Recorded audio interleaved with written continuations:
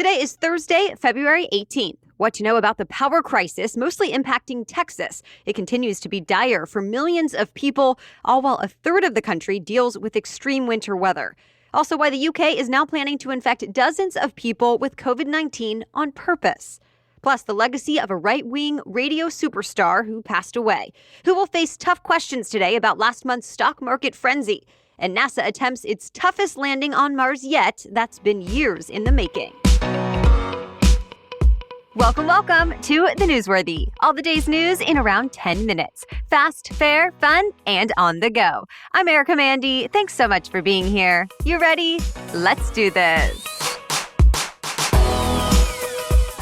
Millions of Americans are waking up to yet another day without electricity or heat during the unprecedented winter weather.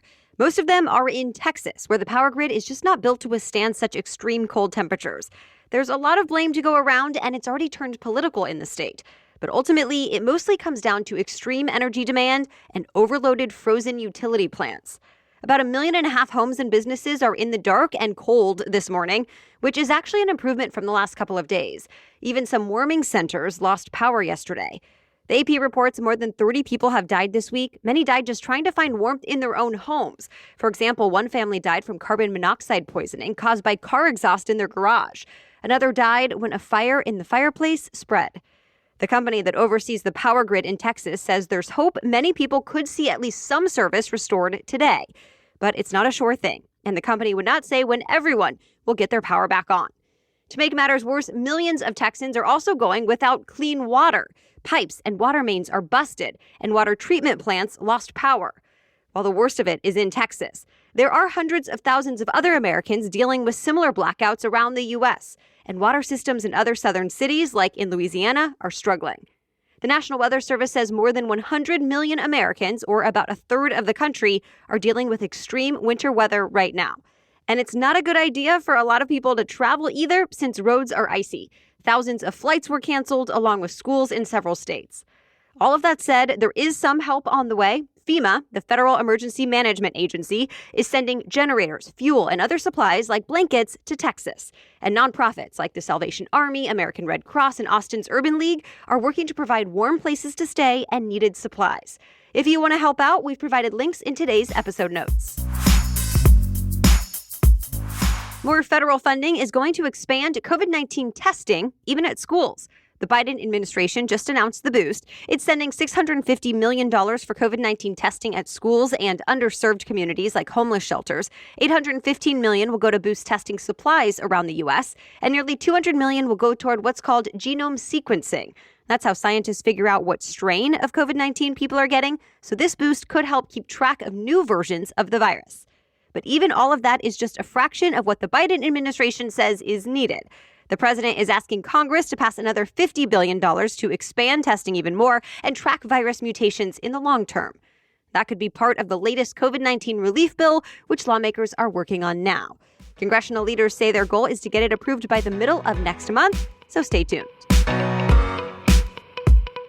The UK is now set to be the first country in the world to expose volunteers to COVID-19 on purpose in the name of research. It's known as a human challenge study, and here's how it works. Otherwise healthy people are exposed to the virus to closely watch how the virus infects them and how their immune systems react. The British government just gave this type of trial the go-ahead, so the first one will work with 90 volunteers ages 18 to 30 who are at the lowest risk of severe illness from COVID-19. Researchers say they'll be exposed to a small amount of the virus in what they call a safe and controlled environment. The ultimate goal here is to gather data that could help figure out which vaccines and treatments work best against the disease. Supporters of these so-called human challenge studies say they're the best way to speed up the research process, learn more, and make vaccines more widely available when lives are at stake. But critics say exposing people on purpose to what can be a deadly disease is just too risky. Either way, the UK's human challenge study is set to start within a month. Today, a group of technology and financial industry executives face a grilling from lawmakers. It's the first hearing about the stock market frenzy from a few weeks ago. Remember, investors came together on forums like Reddit to rally behind GameStop and other struggling companies that more seasoned professional investors bet against. And as a result, some hedge funds lost billions of dollars. Then trading platforms like Robinhood that connect the buyers and sellers started restricting smaller investors from making certain buys. Well, now executives from Reddit, Robinhood, and the hedge funds Citadel and Melvin Capital are all in the hot seat on Capitol Hill today. They'll also be joined by the one individual investor who many say was responsible for starting the frenzy online. His real name is Keith Gill, but he often goes by Roaring Kitty online. He made money off the big rise in GameStop and others a few weeks ago. Gill already released his opening statement, so we know he plans to say that he made a profit because he did his homework, not because he tricked anyone into investing. But CBS News says lawmakers are likely to focus on what the more professional investors were doing and whether short selling should be allowed at all. It essentially means betting against companies, hoping they fail. For now, it is a legal investment strategy, and at this point, it's not clear if any policy changes will actually come from this hearing. We have much more news still ahead, but first, this episode is brought to you by Blue Blocks. Blue Blocks provides science-backed, fashionable blue light glasses. It'll help you beat digital eye strain, headaches, and improve sleep with style and comfort. In fact, Blue Blocks was first created because they were unhappy with the quality and lack of science behind leading blue light blocking glasses brands. I've already been a big fan of my clear prescription glasses having blue light filtering for everyday computer use. But get this, the Blue Blocks collection extends way beyond that. For example, I've been trying their Sleep Plus option, the only true 100% blue and green light blocking lens for after sunset use. I use them when I need to work on my computer or be on my smartphone immediately before bed, which happens a lot. I also love that this is a company that gives back. For every pair of Blue Blocks glasses sold, the company donates a pair of reading glasses to someone in need. So read more about the options and styles and get 20% off your order at blueblocks.com/newsworthy.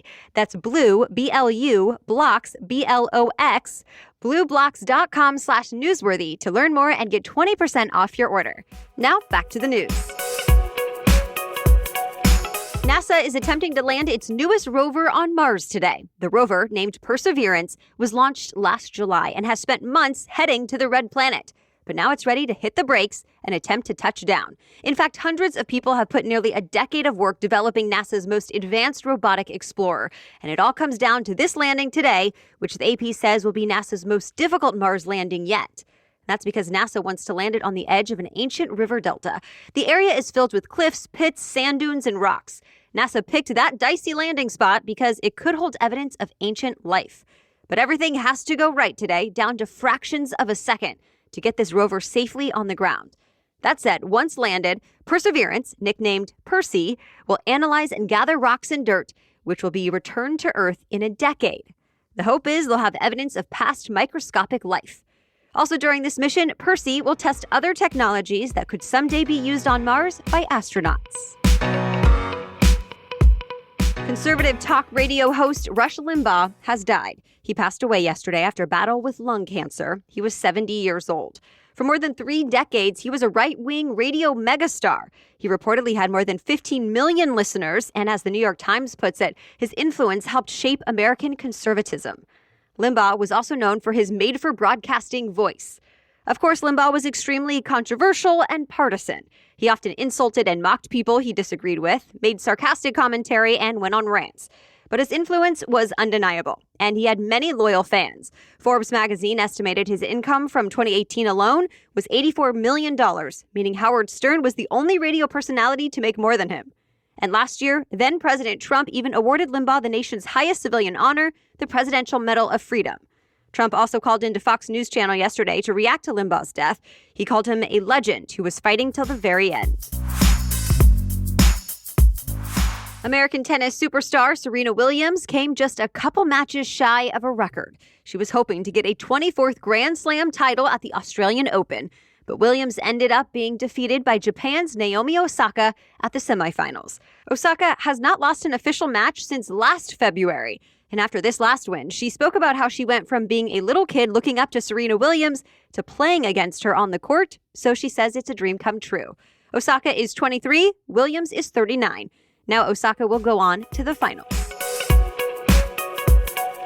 Google Maps will now let you pay for parking inside the app. The new feature is being rolled out in more than 400 American cities now, like Boston, Chicago, Los Angeles, Houston, and Washington, D.C. It's all thanks to a partnership with software companies Passport and Park Mobile. If it's available, all you have to do is tap Pay for Parking in the Google Maps app. Then enter your parking space or meter number, the color of your vehicle, and how long you plan to stay. If you end up staying longer than expected, you can just extend the time, too. The new feature is live for Android users right now, and in a few weeks, it'll roll out to iOS users as well. By the way, that's not the only thing Google Maps has in the works. It will soon let you purchase tickets for 80 different transit lines as well, like the New York City subway.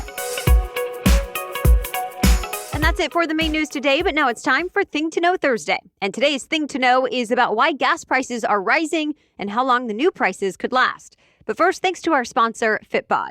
I don't know about you, but if I go more than a couple of days without getting some type of workout in, it affects me both mentally and physically. I really need to move my body to feel good. And Fitbod is able to help build the momentum needed for a strong start to the year with 25% off a Fitbod membership now through February 28th. I love how Fitbod makes it easy to work out anywhere. I can pick workouts specifically tailored to the equipment or lack of equipment and the goals I have at the time. So I'm working out at home a lot these days, and that's not a problem with Fitbod. It has body weight routines, or I can just let it know I have a few weights and a band. Whether it's no equipment or an entire gym, Fitbod will help build a workout program for you, and then even use Fitbod's algorithm and analytics to make sure your next workout is better than the last one. Build the momentum to carry your fitness journey through the rest of the year with Fitbod. Get 25% off a membership when you sign up now through February 28th at fitbod.me/newsworthy. That's 25% off your membership at fitbod.me/newsworthy. Okay, now back to Thing to Know Thursday. Ice, snow, and frigid temperatures are what's driving up gas prices. That's because Texas produces more natural gas and oil than any other state in the U.S. And as we've been telling you, it's getting hit especially hard by the winter storm. There, many oil refineries have been shut down all week and are expected to stay that way through tomorrow. So what does that mean for the rest of us? Well, we could be heading for gas prices close to $3 a gallon soon. Already, AAA says regular unleaded costs about $2.54 a gallon on average nationwide, and that's up 10 cents from last week. One analyst from Gas Buddy says the extreme cold could boost prices another 15 cents a gallon in the next week or so. And if you're wondering when they'll go back down, well, they might not for a while. Experts tell NBC News the higher prices are likely here to stay because coronavirus restrictions are being lifted. They say as more people get vaccinated, they'll be getting back on roads and planes a lot more. So that will impact gas prices as well. And that's your Thing to Know today. All right, thank you so much for listening today. We'll be back tomorrow with much more news to know. Until then, have a great day.